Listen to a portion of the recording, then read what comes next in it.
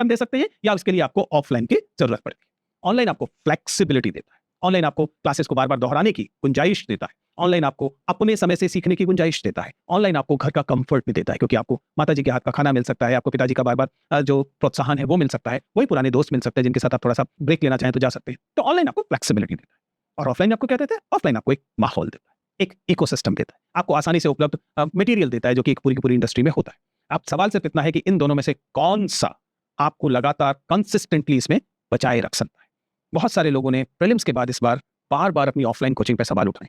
उन्होंने ये भी कहा कि सर ऑफलाइन कोचिंग ऑफलाइन है, एक क्लासरूम जिसमें 500 या 700 लोग हैं, मैं टीचर हूं, मैं जानता हूं कि जैसे ही आपकी क्लास में 50 या 60 से ज्यादा विद्यार्थी होते हैं, उसके बाद आप क्लास नहीं पढ़ा रहे, उसके बाद आप एक रैली में होते हैं, उसके बाद आप एक विद्यार्थियों के समूह को समझिए कि पब्लिक स्पीकिंग कर रहे होते हैं। और इसलिए आप पाएंगे कि जो अच्छी पब्लिक स्पीकिंग करने वाले टीचर्स हैं उनकी छवि अचानक इस बात में बहुत चमकी है, लोग उनसे पसंद करने लगे, क्योंकि ultimately the classroom which has 500-600 students is basically not a classroom.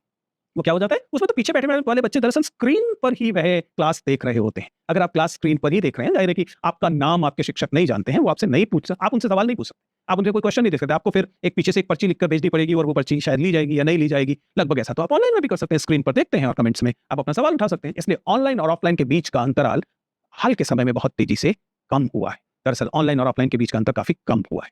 तो कुल मिलाकर जो सच्चाई है वो ये है कि उत्तर बाहर नहीं है, उत्तर के लिए आपको अपनी तरह अंदर देखना पड़ेगा, आपके लिए सबसे सुटेबल क्या है, और एक बार आपकी स्ट्रेटेजी के हिसाब से आपने जो तय कर लिया उसमें स्टिक करने की आपकी गुंजाइश कितनी है।